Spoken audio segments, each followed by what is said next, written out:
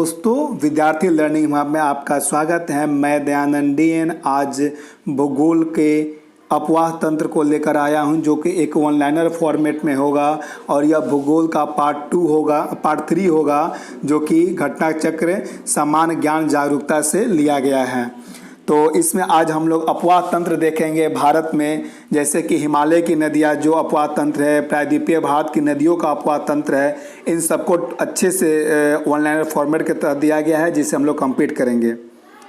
वृक्षनुमा नदी तंत्र किधर पाया जाता है और उत्तर वाहिनी नदी क्या है, पूर्व में कौन सी नदी मिलती है मुहाने पर, किसका मुहाना पश्चिम में है, ये सारी टॉपिक्स को हम लोग देखेंगे। तो चलिए शुरुआत करते हैं। देर न करते हुए चैनल पे अगर नए हैं तो सब्सक्राइब करें, लाइक करें और शेयर करना न भूलें। चलिए, भारत की नदियों को अपवाह तथा जलीय विशेषताओं के कारण 2 वर्गों में विभाजित किया गया है। कौन कौन सा वर्ग में विभाजित किया गया है? तो एक हिमालय की नदियाँ और दूसरा जो है वो प्रायद्वीपीय नदी।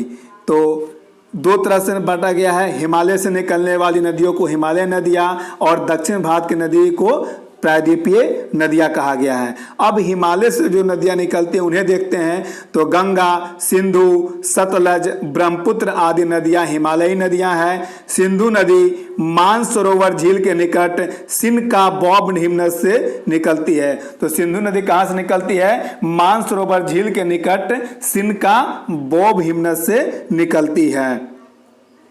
सिंधु नदी भारतीय क्षेत्र में जम्मू कश्मीर, जो कि 31 अक्टूबर 2019 से केंद्रशासित प्रदेश लद्दाख में प्रवेश करती है। तो सिंधु नदी कहाँ प्रवेश करती है? पहले वो जम्मू कश्मीर का राज्य था, जम्मू कश्मीर राज्य में पड़ता था, लेकिन वर्तमान में जब 31 अक्टूबर 2019 से जम्मू कश्मीर को 2 अलग केंद्रशासित प्रदेशों में बांटा गया है, तो उसके तहत वह लद्दाख क्षेत्र से प्रवाहित होती है। सिंधु नदी की सहायक नदी कौन कौन सी है? झेलम, चिनाब, रावी, ब्यास, सतलज। तो सिंधु नदी की जो सहायक नदी 5 सहायक नदी है जो कि भारत में बहती है।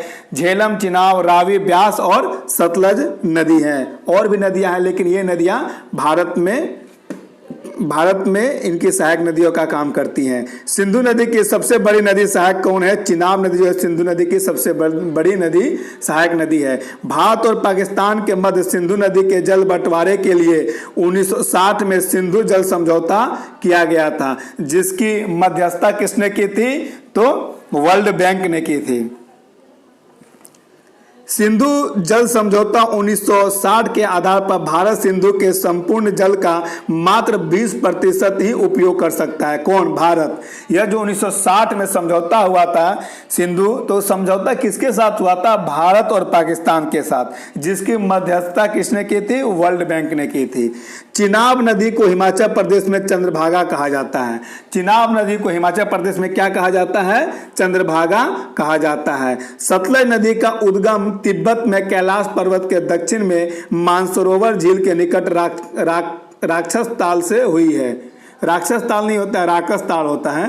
ठीक है, राकस ताल। भाखड़ा नांगल बांध सतलज नदी पर बनाया गया है। गंगा का उद्गम स्रोत उत्तराखंड के उत्तरकाशी जनपद के गौमुख के निकट गंगोत्री हिमनद से हुई है। उद्गम स्थान पर गंगा को भागीरथी कहा जाता है। रुद्रप्रयाग में मंदाकिनी और अलकनंदा नदी आपस में मिलती है। देवप्रयाग में अलकनंदा और भागीरथी आपस में मिलती है। देवप्रयाग के बाद गंगा नदी का नाम गंगा पड़ता है। तो जब देवप्रयाग में अलकनंदा और भागीरथी मिलती है तो उसके बाद से यह गंगा नदी कही जाती है। गंगा नदी हरिद्वार के निकट मैदानी भागों में प्रवेश करती है। गंगा नदी बांग्लादेश में पद्मा के नाम से जानी जाती है। गंगा नदी बंगाल की खाड़ी के तट पर डेल्टा बनाती है, जिसे सुंदरबन डेल्टा कहा जाता है। भारत में यारलुंग जाम्बुजू नदी को ब्रह्मपुत्र नदी के नाम से जाना जाता है। यह पश्चिम तिब्बत के आंगसी ग्लेशियर से निकलती है। तो भारत में यारलुंग जांगबो नदी को ब्रह्मपुत्र नदी के नाम से जाना जाता है और यह नदी पश्चिम तिब्बत के आंगसी ग्लेशियर से निकलती है। ब्रह्मपुत्र नदी को तिब्बत में सांगपो और बांग्लादेश में जमुना नदी कहा जाता है। नामचा बरवा के निकट दक्षिण की ओर मुड़कर ब्रह्मपुत्र नदी दिहांग नाम से अरुणाचल प्रदेश में प्रवेश करती है। सबसे बड़ा नदी द्वीप माजुली द्वीप असम में ब्रह्मपुत्र नदी में अवस्थित है। कोसी नदी को बिहार का शोक कहा जाता है और हरियाणा की घग्गर नदी अंतःस्थलीय अपवाह का उदाहरण है।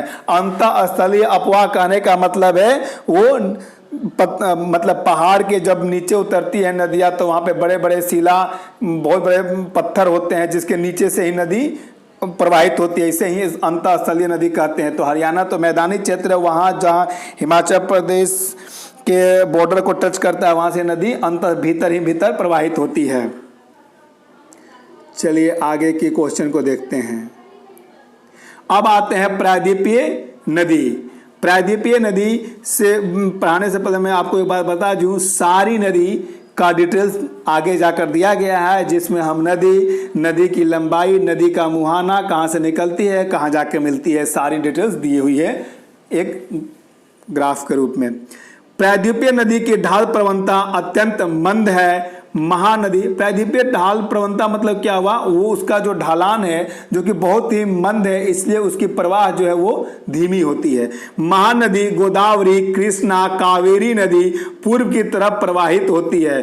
पूर्व की तरफ प्रवाहित होती है मतलब ये जाके बंगाल की खाड़ी में मिलती है, यानी इसका मुहाना बंगाल की खाड़ी है। नर्मदा और ताप्ती पश्चिम की तरफ प्रवाहित होती है और ये दोनों नदियां एस्चुरी का बनाती है। एस्चुरी को हम लोग आई आकार की घाटी भी कहते हैं, जो कि एकदम स्ट्रेट लाइन की तरह चलती है। और यह कौन कौन नदी है, नर्मदा और ताप्ती, यह पश्चिम की तरफ प्रवाहित होती है। अर्थात कहने का मतलब है कि यह अरब सागर में जाकर मिलती है, अर्थात इसका मुहाना अरब सागर है। नर्मदा नदी का उद्गम मैकाल पर्वत की अमरकंटक चोटी से होता है। यह अरब सागर में गिरने वाली प्रायद्वीपीय भारत की सबसे लंबी नदी है। तो अरब सागर में जो मिलती है और प्रायद्वीपीय भारत की सबसे लंबी, ऐसा क्वेश्चन आता है कि प्रायद्वीपीय भारत की सबसे लंबी नदी जो अरब सागर में मिलती है तो हो जाएगा क्या, नर्मदा।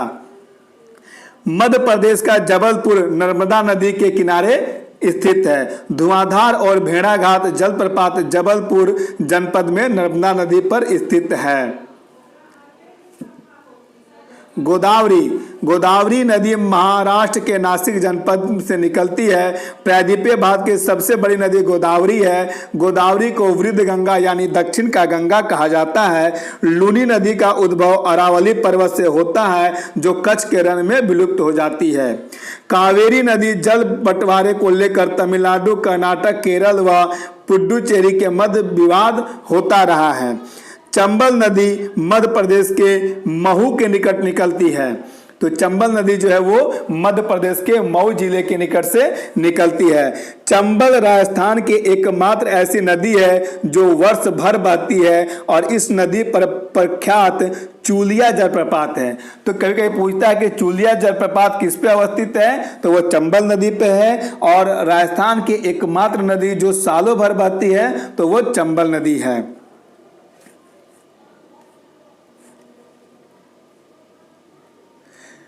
चंबल गहरे खंडों का निर्माण करती है। चंबल जो है वो गहरे खंडों का निर्माण करती है।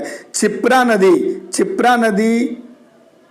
नदी के किनारे उज्जैन का विख्यात महाकालेश्वर मंदिर है, जो कि प्रति 12वें वर्ष यानी कि 12 वर्षों में कुंभ मेला लगता है। गंगा और यमुना का संगम प्रयागराज और कुंभ मेले का आयोजन होता है। गंगा यमुना का संगम स्थल प्रयागराज में कुंभ मेले का आयोजन होता है। इसे महाकुंभ कहा जाता है जब 12 सालों पर लगता है। कृष्णा नदी महाबालेश्वर पश्चिम घाट के पास झरने से निकलती है। कृष्णा नदी महाराष्ट्र, कर्नाटक, आंध्र प्रदेश से होते हुए बंगाल की खाड़ी में गिरती है। कोयना, घाटप्रभा, मालप्रभा, भीमा, तुंगभद्रा आदि कृष्णा की सहायक नदियां हैं। तो कोयना, घाटप्रभा, मालप्रभा, भीमा और तुंगभद्रा नदी जो है वो किसकी सहायक नदी है, तो कृष्णा नदी की सहायक नदी है। कावेरी नदी को दक्षिण भारत की गंगा के रूप में जाना जाता है। शिवसमुद्रम जलप्रपात और श्रीरंगपट्टनम एवं शिवसमुद्रम द्वीपों की उपस्थिति कावेरी नदी के महत्व को बढ़ा देती है। तो कावेरी नदी जो है वो 3 बार धाराओं में, 2 धाराओं में बढ़ती है और मिलती है। इस तरह से 3 द्वीप का निर्माण होता है, श्रीरंगम द्वीप, श्रीरंगपट्टनम द्वीप और शिवसमुद्रम द्वीप, और इसी पे शिवसमुद्रम जलप्रपात भी अवस्थित है। प्रायद्वीपीय नदियों का उत्तर से दक्षिण की जो क्रम है, प्रायद्वीपीय नदी का उत्तर से दक्षिण जो क्रम है वो महानदी गोदावरी, तो महानदी आपका उड़ीसा में पड़ता है, गोदावरी आंध्र प्रदेश में जो मुहाना होता है वो आंध्र प्रदेश के किनारे मिलता है, गोदावरी। कृष्णा जो है आंध्र प्रदेश और आंध्र प्रदेश में ही मिलता है, पेन्नार तमिलनाडु में, कावेरी तमिलनाडु में और वेंगई भी है जो तमिलनाडु में जाके पूर्वी मतलब बंगाल की खाड़ी में गिरता है।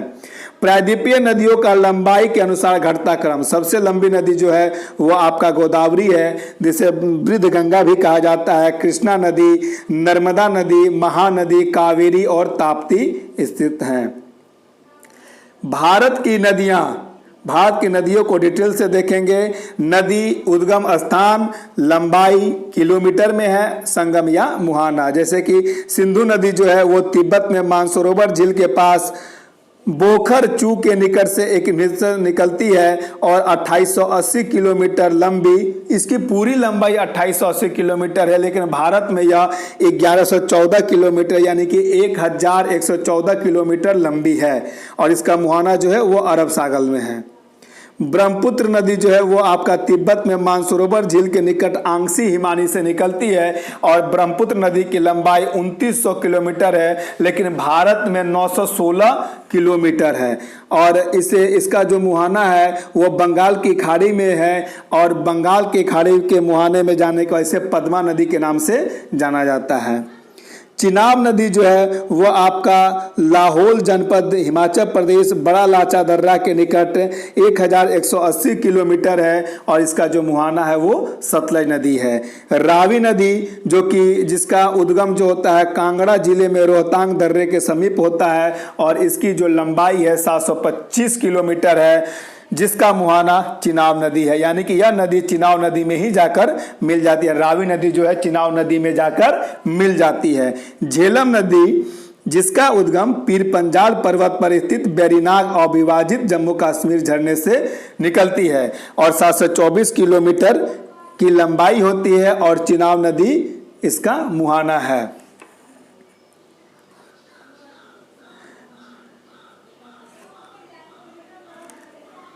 व्यास नदी का उद्गम स्थान जो है रोहतांग दर्रे के समीप व्यास कुंड से 4000 मीटर की ऊंचाई पर स्थित है, और इसकी लंबाई 470 किलोमीटर है। यह हरिक कपूरथला के समीप सतलज नदी में मिलती है, यानी पंजाब में मिलती है।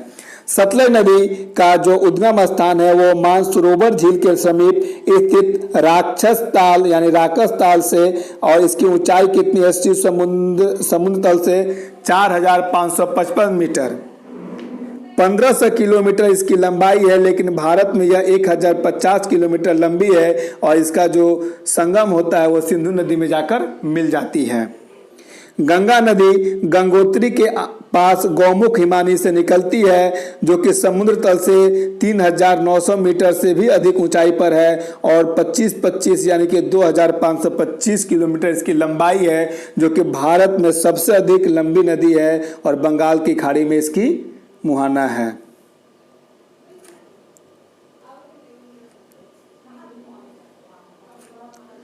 रामगंगा नदी जो कि नैनीताल के समीप गढ़वाल स्थित दूधा टोली श्रेणी से निकलती है, और 699 किलोमीटर की पहाड़ी लंबाई है, और गंगा नदी कन्नौज के निकट मिल जाती है।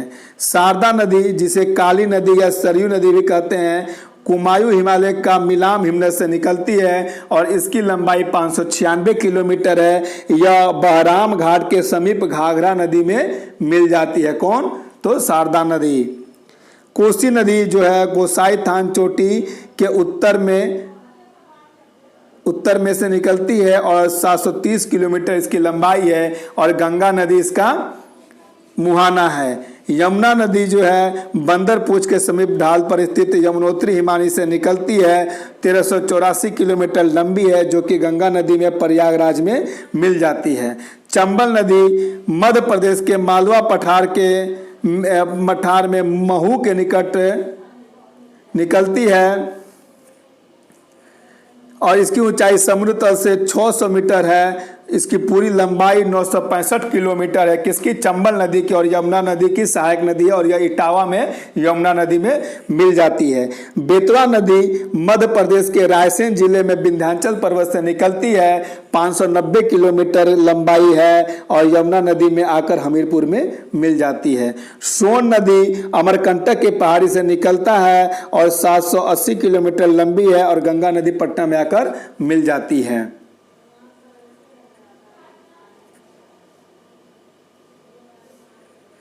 नर्मदा नदी जो है, नर्मदा नदी वो विंध्याचल पर्वत श्रेणी से स्थित अमरकंटक से निकलती है और 1312 किलोमीटर इसकी कंप्लीट लंबाई है, जो कि खंभात की खाड़ी में मिल जाती है, यानी कि पश्चिमी ओर जाके मुहाना बनाती है।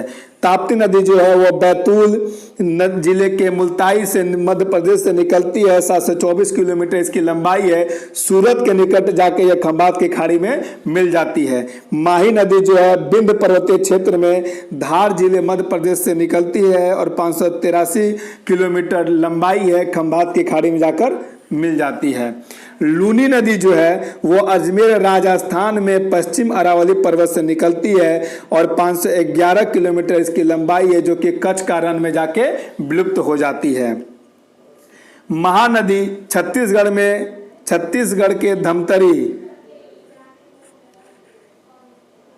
जिले में सिहावा के समीप से निकलती है और 858 किलोमीटर की लंबाई दूरी तय करके बंगाल की खाड़ी कटक के समीप जाके मिल जाती है।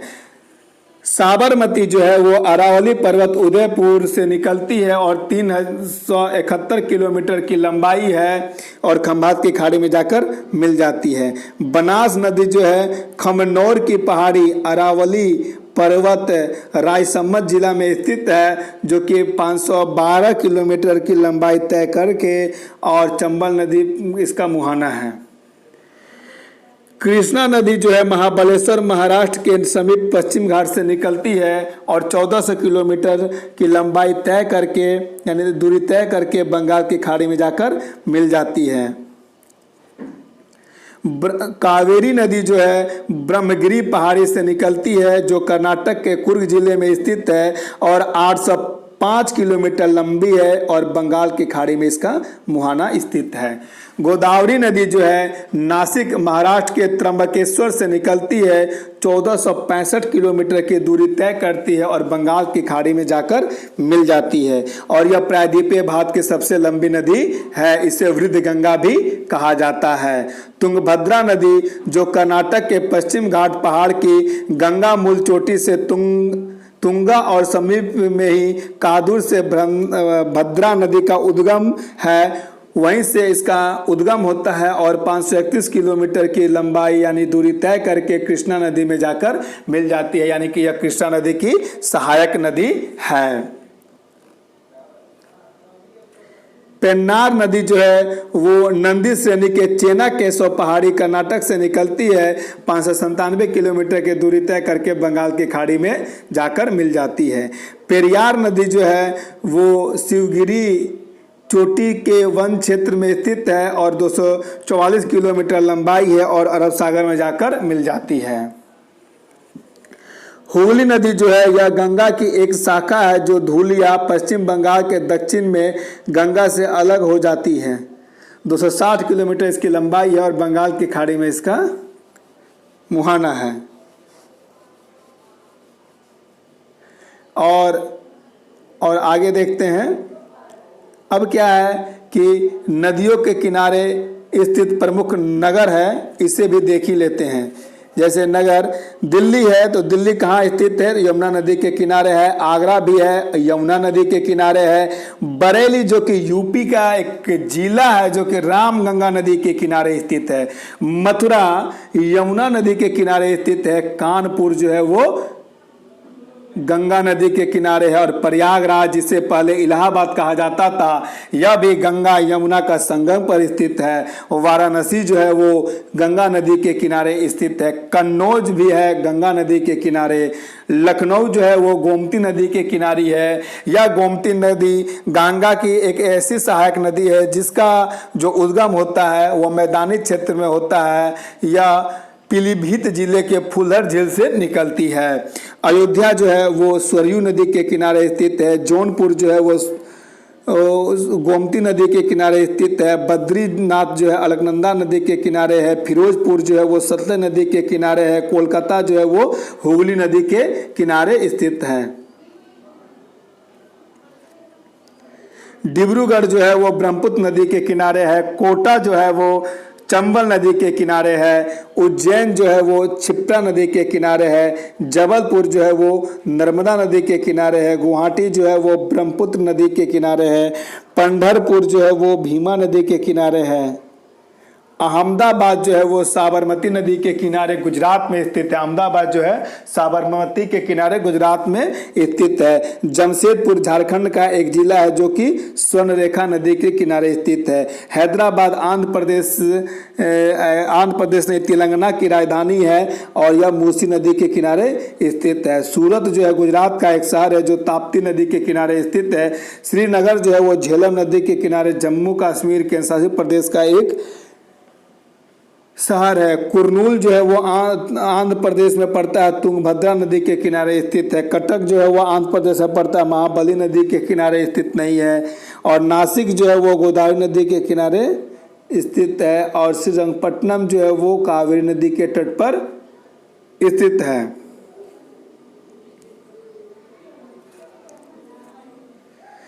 तिरुचिरापल्ली जो है वो कावेरी नदी के तट पर स्थित है। ओरछा जो है वो बेतवा नदी के तट पर है। लुधियाना जो है सतलज नदी के तट पर है और विजयवाड़ा जो है वो कृष्णा नदी के तट पर है। और इस तरह से आज हम भारत की कंप्लीट अपवाह तंत्र क्षेत्र का अध्ययन कर लिए हैं। बहुत प्रमुख जो नदी है उस नदी का उद्गम, उसकी लंबाई और उसका मुहाना, ये सारे डिटेल्स को हम लोगों ने पढ़ लिया। और इस तरह से यह भूगोल